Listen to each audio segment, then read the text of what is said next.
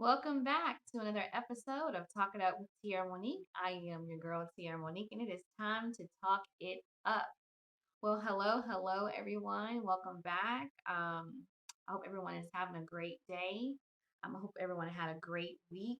Um, I've been gone.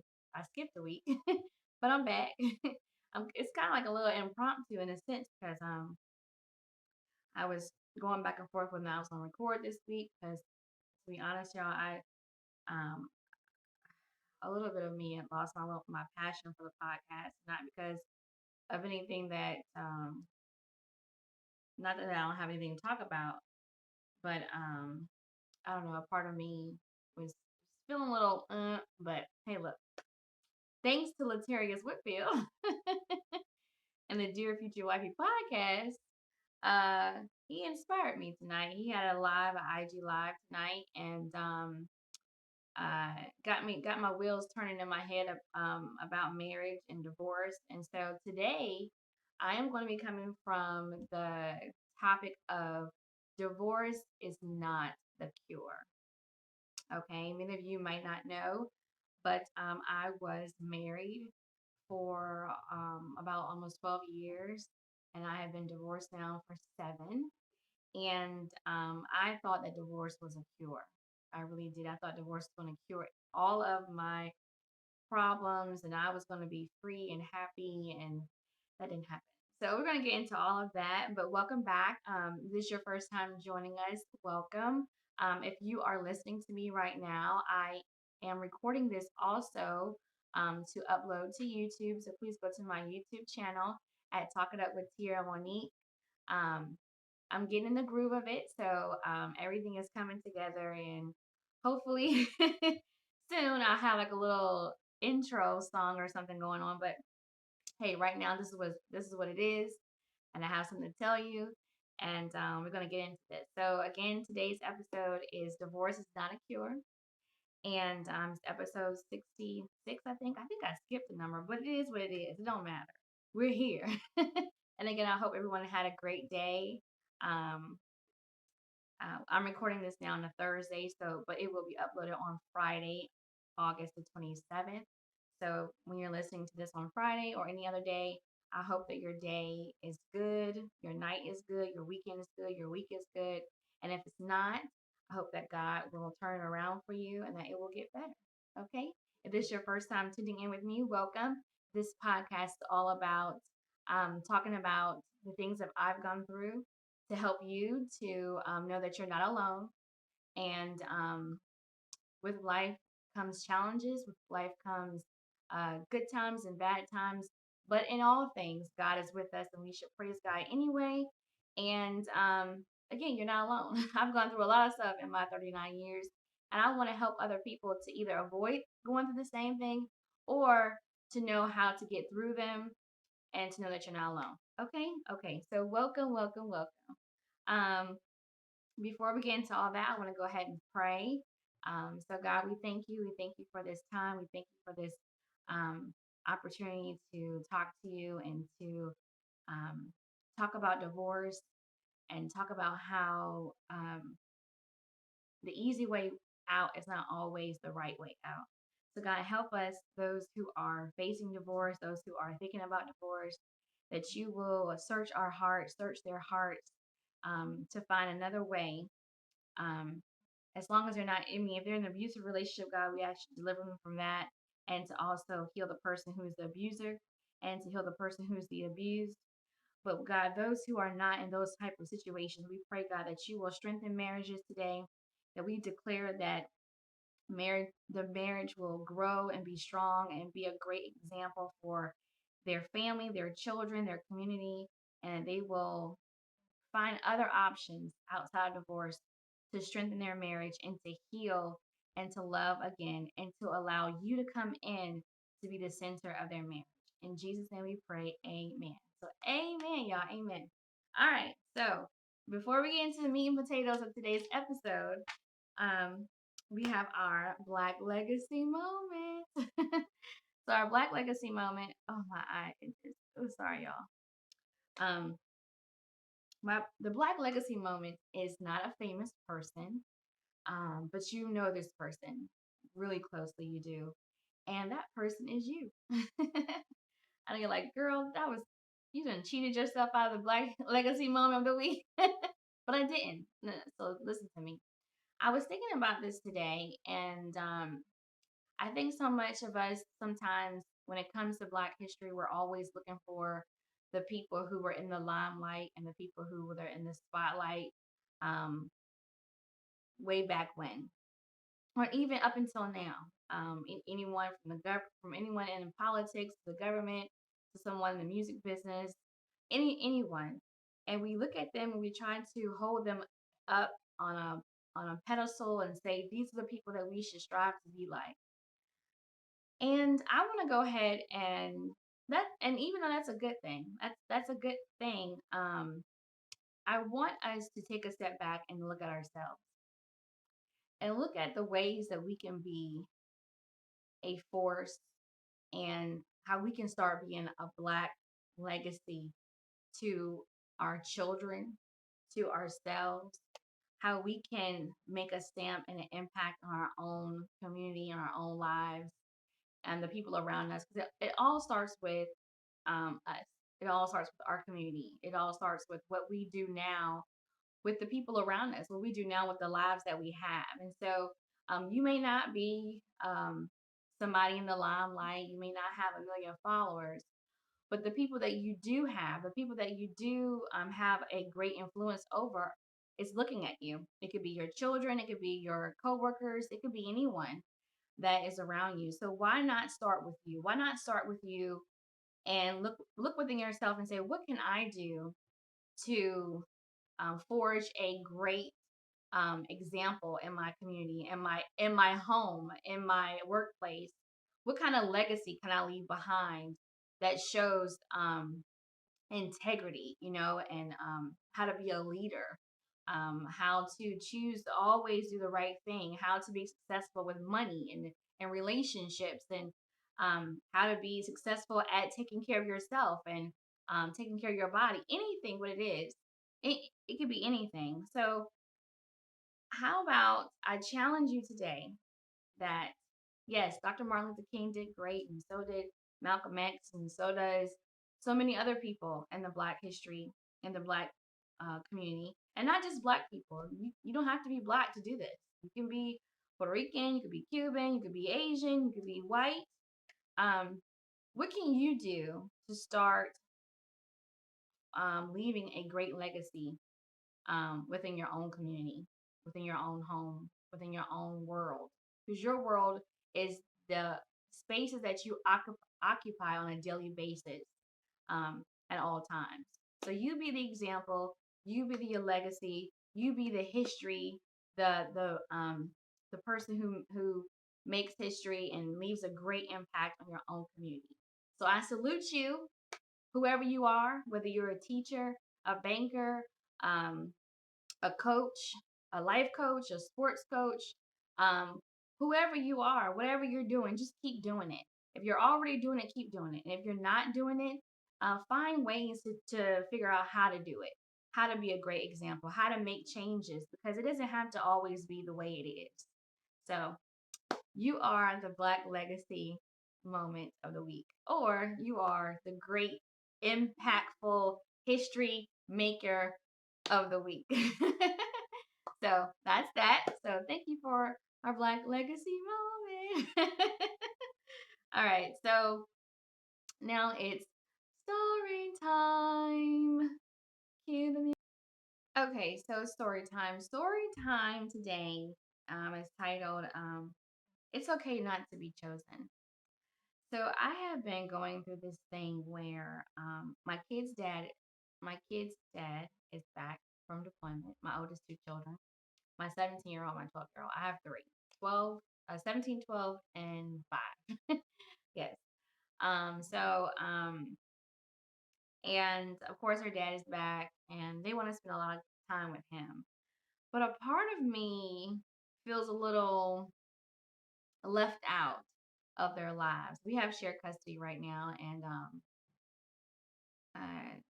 the majority of their time is spent at their dad's house. shoot, all the time. Most of the time at their dad's house. And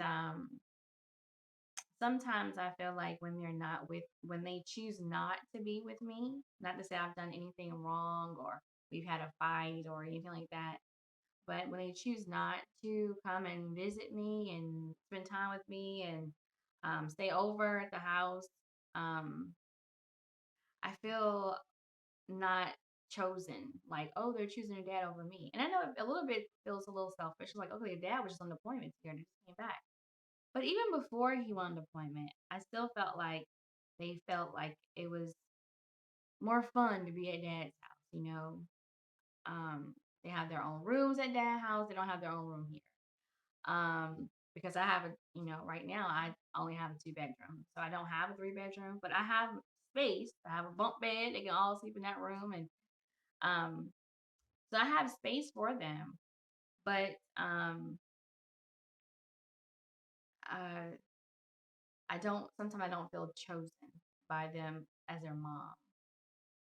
And God had to tell me that just because right now in their lives they choose their dad um, over me in a sense, it's okay.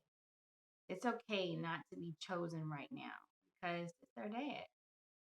Um, he's he hasn't been a part of their lives as much as I have because of the military, because he had to go out to sea, because he had to go and do, naval exercises.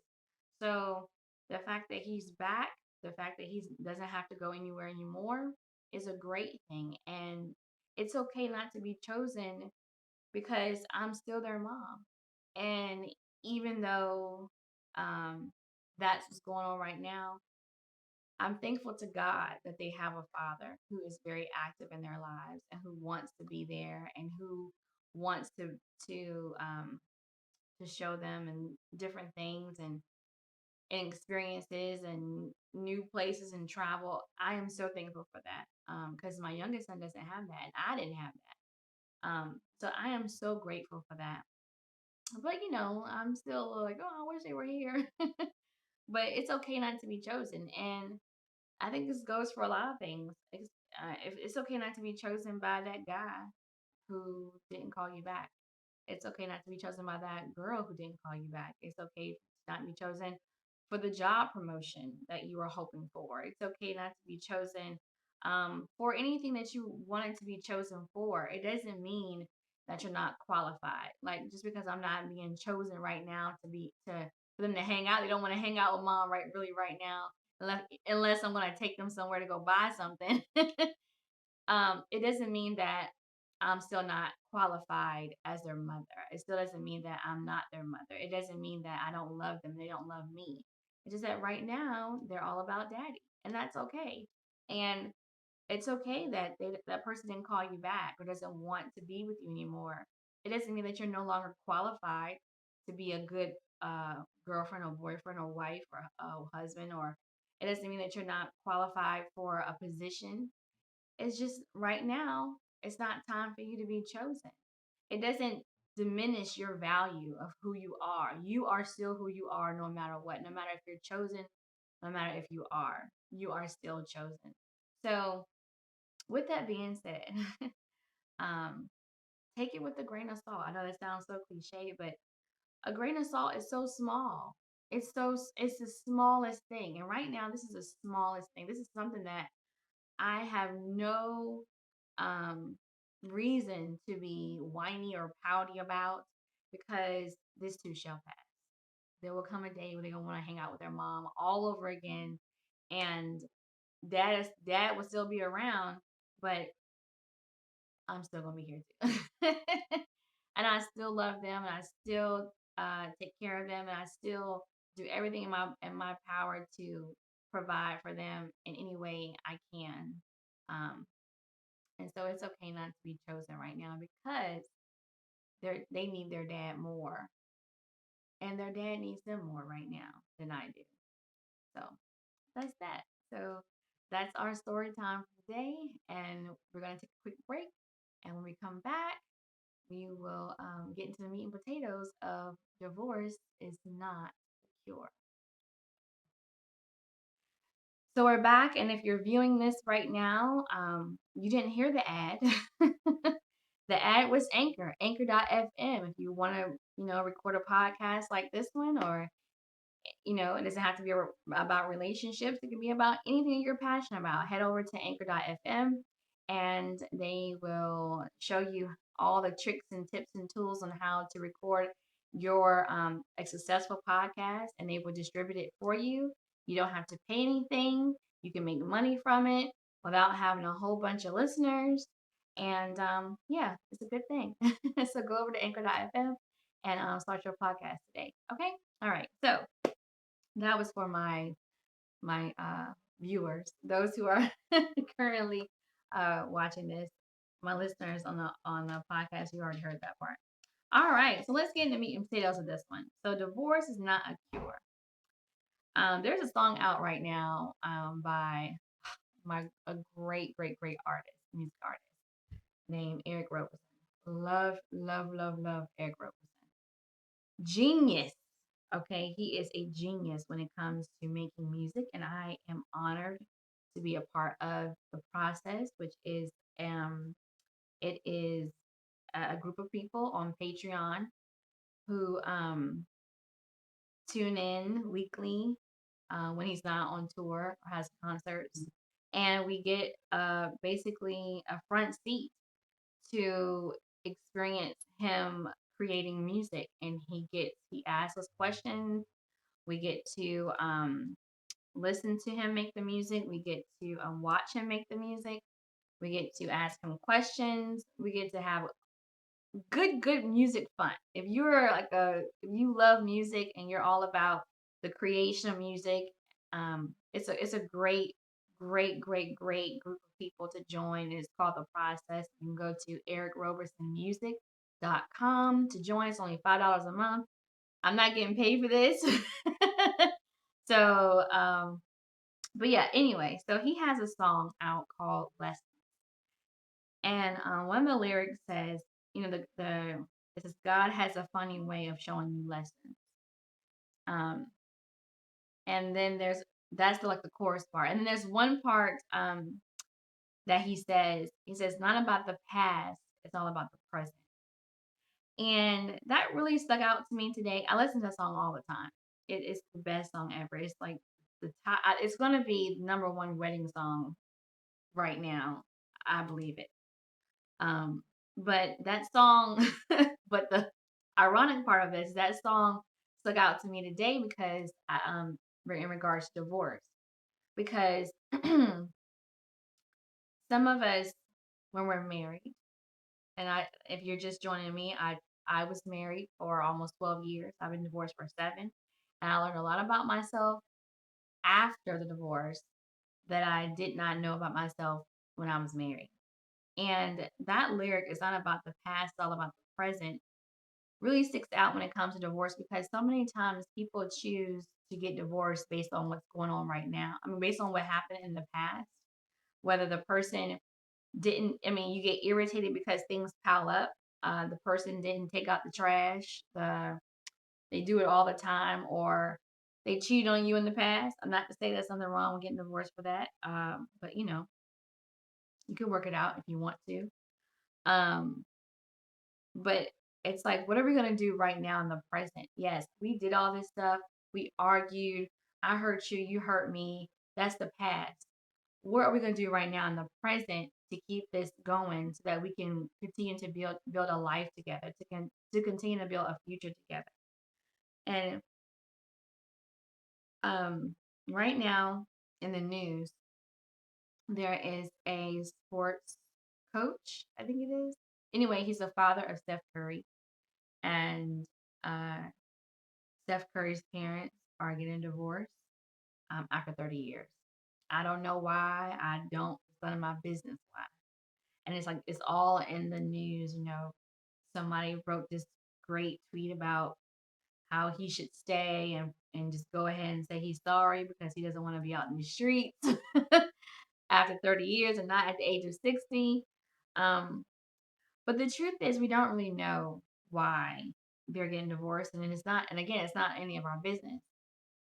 But I say that to say this: We don't know why people stay married. We don't know why people get well, we do know why people get divorced, but there are so many reasons why people stay married. And the reason why someone would stay married is not the same reason why another person will stay married.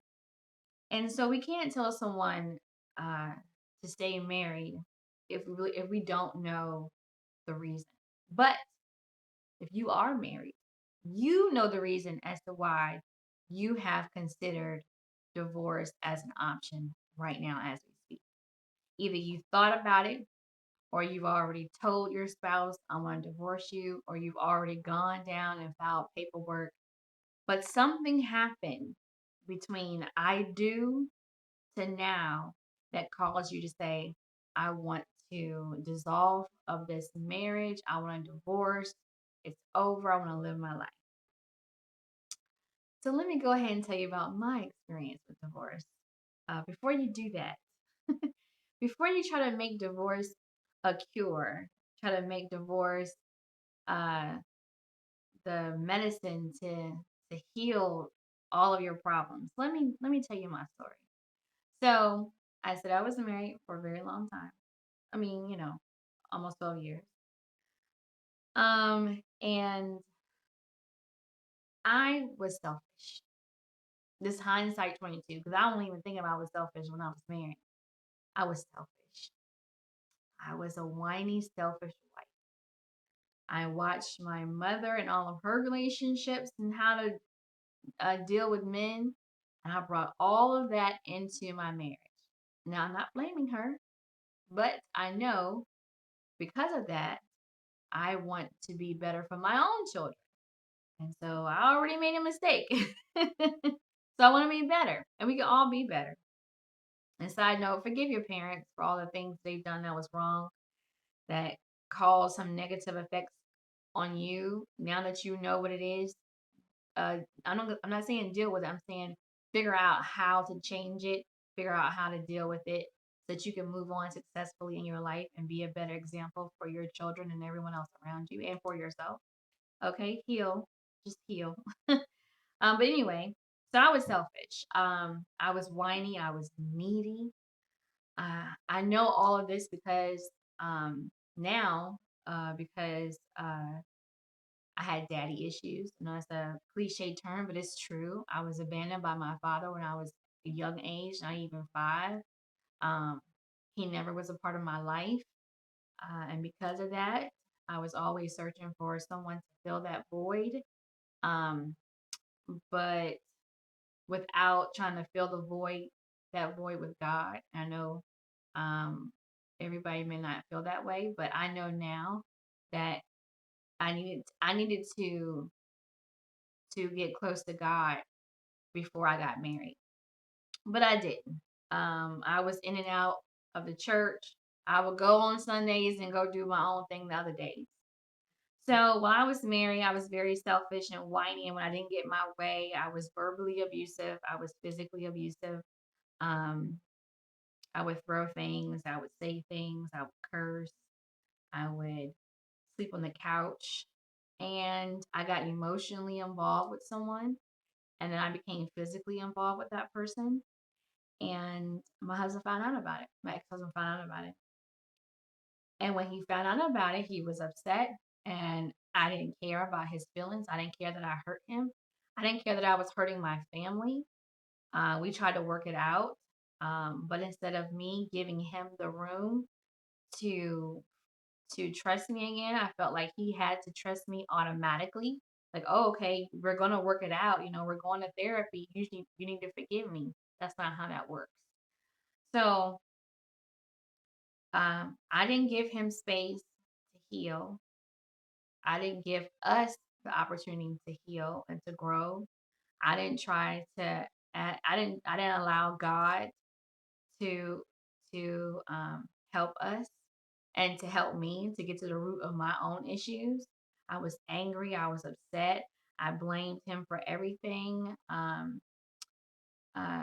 and at the end of the day, we ended up getting divorced because he came to me and asked me, "Is this what you want?" And I said, "Yes," because I told him, I had called him one night and I said, I just want to be single. I've never been single. I've always lived with someone. And I don't know who told me that I had to have this single life in order to feel like I lived. At that time, I was 20. Right. When I got divorced, I was in my 30s. But when I got married, I was 21 years old. So I was young, I was naive, but it didn't mean our marriage didn't have any meaning. It didn't mean that our marriage wasn't good at times because it was. But I did self sabotage my marriage. I'm not to say that there weren't times where he wasn't wrong for things, but in marriage, um, you're growing up together, no matter what age. If you get married when you're 20 something, or when you get married when you're 30 or you're 40, you're still growing up as individuals together, and you're growing up as a couple together. And um, I was just so immature. And I did not go into marriage with the right motives. I went into marriage for someone to take care of me because I was lazy and I didn't want to do anything, and I just wanted to be out and party and have fun and drink, and um I wanted somebody to take care of me. My grandmother, I was living with my grandmother. She was like, "Hey, it's time for you to get out and be an adult and get your own place." And I was like, "Oh, what? Pay bills? I don't want to do that." So, hey, I got married and had him take care of me. And then when he said he needed me to help him with the bills around the house, I got in my feelings and I became selfish. And instead of me looking at him as saying, okay, he's the man of the house and he's doing everything he can, he's already sacrificing his time, um, being here with us because he's in the military and he works long hours. And if he's saying to me that, he needs me to do a little, he needs a little bit of help for a short, time period, um, then why wouldn't I, as his wife, say, okay, yeah, let's go ahead and do this for a little bit. Let's figure this out. Let's make a plan. But no, I'm like, no, I stuck with when you told me that all I had to do was work. All I had to do was stay at home and be a housewife, and I didn't have to work. And um, so now you're going back on your word. And yes, I can say that the way he brought it to my attention was in a negative way. Um, but still, as a wife, um, we still could have talked about it and worked on it, and I still could have been a little bit more supportive in that aspect. And I wasn't. I was selfish, and I got resentful and mad. It was a whole bunch of other stuff that happened. But I cheated, and I had speculation of him cheating, but I didn't know. I was going based off of what I thought. Sometimes we can create things in our head to try to justify our own actions. And I think that's what I did. I was like, well, this person is calling him and all this like that, And it could have been what it really was. It could have been, that he people gravitated to him as far as like he was funny. I say he was. He still is still alive, but people gravitated to him. He was funny. He's funny and likable, and people like talk to him about their problems. And so instead of admiring that quality about him, I was selfish. Why you always got to go help them? Why you always got to go talk to them? Instead of saying, oh, okay, babe, well, let me know. Or let me know if I can come over with you as a couple and we can pray with them and I can talk to the wife or whatever. Um, None of that, because I was immature, and all I cared about was me and what you supposed to be doing for me, and you supposed to be over here, and why you doing this? Now, yes, he is supposed to put the house first, his own house first, make sure he takes care of his own house first. But again, as his wife, I still was supposed to do my job. And I think that sometimes we get married and we're always focused on what the other person is not doing instead of focusing on what we're supposed to do. I still had a job to play as his wife, even if he may have been lacking in the area as a husband in some parts of our marriage. That was then my job as his wife to pray for him. But I was not mature. I was immature in my age and in my mind, and I wasn't mature in God. And I think that right there is key to a successful marriage. It's growing up internally, growing up in your mind, and growing up spiritually. Because if you're not in tune with God and you're not mature with God, you will throw the word divorce every time that person makes you upset. I did it. Well, let's get a divorce. Let's get a divorce. Because you're thinking that, oh, if I say that, they're going to straighten up. They're going to do whatever I want them to do. That's not how it works. That is not how it works. It doesn't work that way. Because the more and more I think, not I think I know, there is power, there is life and death in the power of the tongue. That's in Proverbs 18. So Proverbs 18:21? I think it is. I don't know. I may be wrong. So don't let me know if it ain't. I can't remember. But I know it's in Proverbs, and it says there's life and death in the tongue. And if I'm always speaking divorce into my marriage, what's gonna happen? I'm gonna get a divorce. Not to say that God can't come in and change things, but it's up to me to reach out to God for help, but I never did. I don't even ever remember praying to God to help my marriage at all. When I think about it, when I sit back and think about it, how many times I could have prayed to God for our marriage. Now, I may have prayed to God for our marriage in a public setting, like when we go to marriage seminars, or if someone was praying with us. We had really good marriage couples and mentors at our church in Florida. So they would pray with us when we had issues and problems. They would talk to us and they would pray with us. But it was like, okay, and it was go in one ear and out the other. There were some times when I was serious about it, but again, I was selfish. I didn't care about nobody but myself. And I used my marriage as a placeholder because I was lacking the love that I didn't get from my father. So every time even before my husband, I was always chasing a man, trying to get that person to fill that void. And even after the divorce, I was doing the same thing. So I wrote these things down. So divorce, there's two types of divorce, okay? There's divorce, there's a divorce with fault, meaning you can prove physical abuse, you can prove abandonment, meaning that the person just left and didn't come back for a long period of time. They have no they don't have they're not showing any signs of coming back to the marriage. And there's infidelity, that's a fault. Then there's a divorce that's called no fault divorce. No fault divorce is like irreconcilable differences. Neither one of you is saying that you all did anything to the extreme, like you would in a fault divorce. But hey, we just grew apart and we just want to get uh, a no fault divorce. No fault divorces take longer to get. They can go from 6 months to a year, depending on if you have children. A fault divorce can go like that if you have proof, and especially if the person does not contest the divorce. So I'm not giving you reasons to get a divorce. I'm just telling you the types of divorces. Okay, I've been there, I've done that. So what are the negative side effects of a divorce? Because I know you think, oh yes, this divorce is going to cure everything.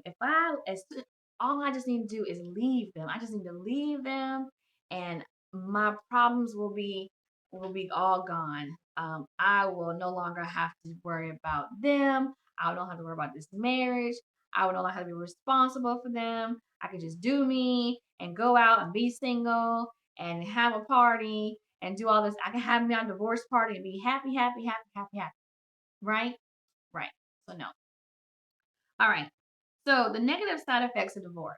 Divorce leaves you feeling like a failure. Now you may think at first that you're happy and that divorce does not leave you as a failure, but it does. After a while, when all of the high from the divorce, you feel like your freedom. Oh, you got your freedom. After that high goes away and you failed, not failed, you've met one loser after another, or one woman who ain't about nothing after another, and you feel like, man, there's got to be more than just sleeping around. Come on now, I know I'm a Christian, but it happens. You go out and you sleep around, or you go from one person to another person, and you're feeling left with a void. Like, man, I could do better than this, and you feel like a failure. And then you may have that divorce remorse where you're like, dang, I should have just stayed with I should have just stayed with them, and you feel like a failure, especially if they went on and got married, remarried right after y'all got divorced. It's a whole nother topic. But you can feel like a failure, like, man, I gave myself to this, or if even if you weren't the person who did the infidelity or the abuse, you were the person who was a victim of it.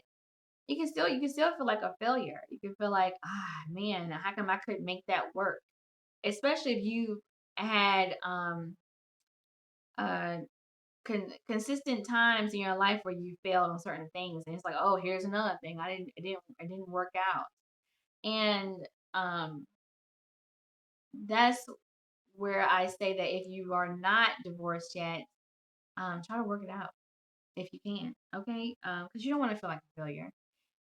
Divorce doesn't have to feel like a failure if you actually fought for your marriage. If you fought for your marriage, if you went to counseling, if you prayed and you did your own work on yourself, and you prayed for your spouse. You didn't pray for God to change them. You prayed for God to change you, because that's important. Focus on yourself.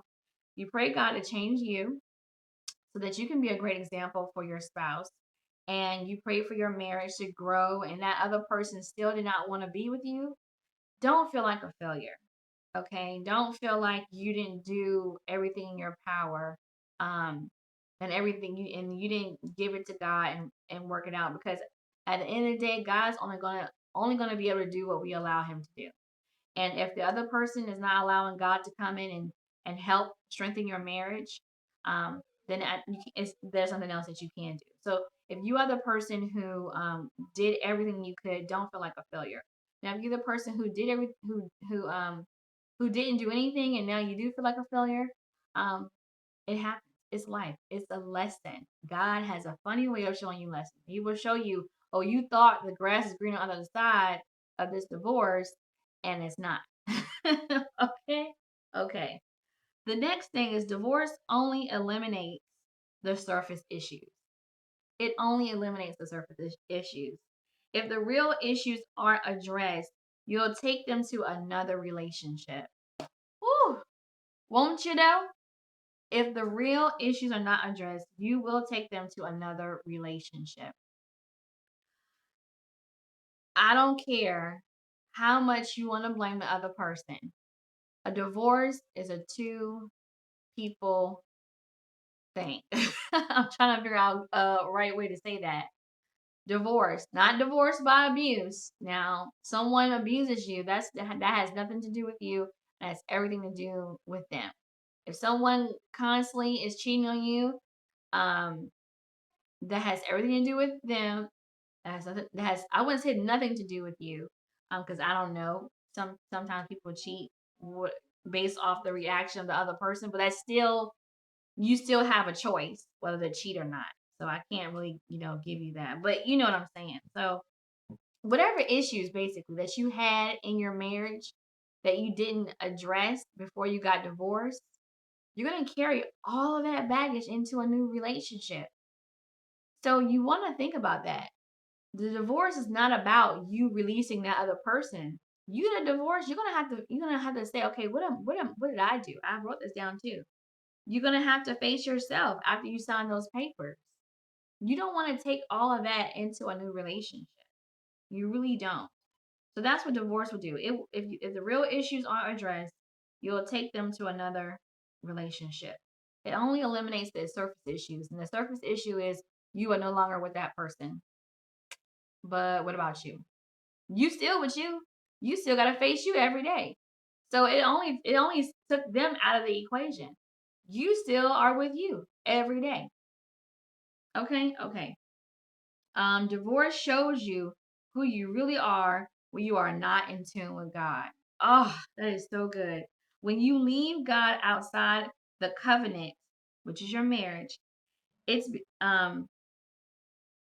it becomes more about you and not about Him. So when you leave God outside of your marriage, it becomes more about what you want and not about what God wants. If I look at my marriage from a perspective of ministry, because marriage is a ministry, whether you are in the church or not, it is a ministry. Ministry is all about speaking and helping other people. And when you are married, you are showing the people in your world, and when I say in your world, I always mean the spaces that you go to on a consistent basis, whether it's your job, your church, your family, anywhere. You are showing them how to be married. And I know you're probably like, well, I ain't trying to be nobody's marriage role model, but you are.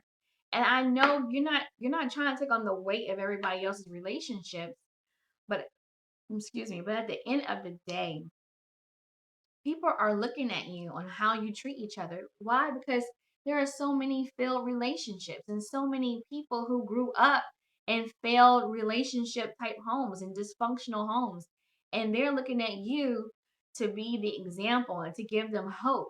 And if you can look at your marriage as, I'm not only do I love this person, not only do I want to do life with them, but I want our love for God and our love for ourselves and our love for each other to be so strong that it causes another couple to not get a divorce. So you have to think about that. You need to think that, your marriage is not just about you. Your marriage is about other people who need to look at you and say, if they can do it, I can do it. But if you don't think about it that way, if you're not allowing God to lead your marriage and allow God to use your marriage and to glorify Him and to help other people, you're only going to be thinking about yourself, what I can get from it, and not about what you and your spouse can do together. Because that's what it's all about. So I'm gonna take a quick pause because this video is about to stop. I'm gonna come right back. Okay, I'm back. So the next thing I wrote down, which is my final thing that I wrote down, is um oh, I said it. I think I said this already. You'll have to face yourself after the papers are signed. Okay. So what will you have to face? Selfishness, insecurities, daddy issues, looking for love in all the wrong places. You'll have to face all of that when you get divorced. You'll have to face how selfish you are, how insecure you are, how how much internal healing you really need, because when you're always putting the blame on the other person, and you can always tell that you have an issue when someone asks you, oh, you got divorced, oh, what happened, and you go, well, they didn't do this and they didn't do that and they didn't do this. I'm like, oh, well, but what did you do? And I always ask somebody that out here in the dating world, they say they're divorced. I go, oh, I'm sorry. I'll ask them, was it amicable? Was it a bad breakup? Was it a bad divorce? And they'll go, no, it wasn't bad, not really. And I'll say, oh, okay. Well, what happened? But I'll never ask for details. I go, what happened? Did you call it off? Did she call it off? I'm not really asking for details, but I'm just looking to see if they're going to say, if they're going to put all the blame on the other person. Or I may ask, well, did you learn anything from the marriage? Did you learn anything from the divorce? Because it took me a while to ask myself that. What did I learn from the divorce? I learned that I was selfish. I learned that I justified my selfishness and said that it was all him and it was his fault and it was his fault and it was his fault. When I had a big role to play in that. Yes, we were kids, but I told myself so many things based off some sermons that I heard, and I took what I heard and I twisted it to justify my thinking and my decisions and my actions. I go, well, we got married for the wrong reasons anyway. So there's a lot of people who get married for the wrong reasons and they still stay together for 40, 50 years because during that time they figured out what was important and they fixed it, and then they had a better marriage. I didn't have to, just because we got married young and just because we got married for the wrong reasons does not mean that we could not have come back together through therapy with God, with marital mentorship to fix our problems. I'm not saying that we could be married today. I have no idea. But because I didn't give it a chance, I will never know. I will never know if I had actually took therapy seriously and not just just to say I went, what could have happened. I don't know what could have happened. But I don't want you to think back, oh, I don't know what could have happened. I want you to say, you know what? I'm going to give this a real try. I'm going to block people from my phone. I'm not going to talk to them. I'm going to block people on Instagram and Facebook. I'm not going to follow them. I'm going to get off all these dating apps while I'm separated, because how are you going to be able to get into a whole new relationship with someone else and you're still married? That's like, I don't understand why. If you are separated, get off these dating apps. As soon as I see separation on a dating app, nope, I don't want you. I don't want you. And it's not that you're a bad person. It's that you haven't dealt with what's going on right now between you and your spouse. How are you gonna be able to be open enough to love me and to get to know me? You're not, because you're still linked together with the other person. I don't care if y'all been separated for 8 years. Obviously there is something between the two of y'all that's keeping you from going down to the court and filing those papers. Come on now. So if you can't commit to the process of getting a divorce, how you gonna commit to me? Absolutely not. So yeah. I don't want people to think that divorce is just some good magic trick that's gonna fix everything. And like I said, if you're involved with someone who they showed you one part about themselves when you got married to them, and now they done showed you a whole other person. Now they're beating you and hurting you and threatening your life and verbally abusing you and mentally abusing you and physically abusing you. Then yes, get out, escape, get out of the marriage. Go talk to somebody and get help, because that is a toxic situation to be in. But if that is not your case, if that is not your case at all, and y'all have just gotten to a point where y'all just bumping heads and y'all arguing all the time, please seek the help you need to seek first before you say divorce. Because it's like I said, it's not a cure. It's not a cure for it. I don't know what you're going through. I don't know what your situation is, but ask God to come into your marriage. Ask God to come back into your life. I know for me, like I said, I was out of tune with God. I wasn't serious about my relationship with God. And I think if I was at that time, then I wouldn't have been talking to my husband the way I was talking to him. I wouldn't have been cheating. I would not have been emotionally cheating. I would not have been so selfish, because I would have been living my life to please God before before trying to live my life to please my husband. And see, when you're living your life to please your spouse, then you're not going to really get full satisfaction, because you're basing your behaviors off of the response or the behaviors of the other person. And that doesn't work. But if I am honoring God and I am doing my best to please God, then what I'm doing for God will then reciprocate through my spouse. I'm pleasing God, I'm loving God, I'm showing God um reverence, I'm obeying what God tells me to do as a wife, and I'm doing everything I'm supposed to do, then I'm gonna be I'm gonna receive what I'm supposed to receive from my husband, because my husband's gonna see, okay, she's not trying to hurt me or belittle me. She's not trying to pull up under me or whatever the case may be. I'm being an example of how to live a godly life. And when you do things God's way, the blessing will happen. And even if you're doing everything that you're supposed to do and your spouse kind of is going another direction, you pray and you pray and you pray until you can't pray no more. And you give it all to God. And like I said, you don't pray for the other person to change.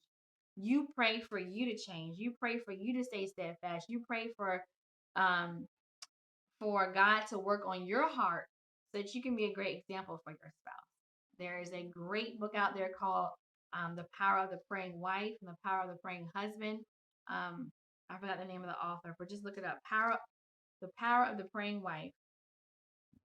And The Power of the Praying Husband. It's a great book to have. There's a lot of resources out there. Pastor Mike Todd has a great book, Relationship Goals. And so it's just great tools. So that's my podcast for the day. I hope you all got something from it. Um, if you have any other tips on how to avoid divorce, please let me know. Again, um, divorce is not a cure to the problem. You got to get to the root of the problem. If you're already divorced, right now take time to do some internal healing to get back right with God. I wouldn't say get back right with God, but to deepen your relationship with God so God can show you what you need to work on so that when you go to another relationship or get married again, you won't bring those old habits and behaviors into something new and then end up facing divorce again. So, again, thank you so much for joining me today. You can reach me at talkitupwithtierramonique@gmail.com. Talk It Up with Tierra Monique on Instagram and Facebook. And you can go to my website at everythingtierramonique.com. Again, seek God first in all you do. Love yourself and love other people. Be kind to yourself and be kind to other people. And until next time, God bless you and smooches.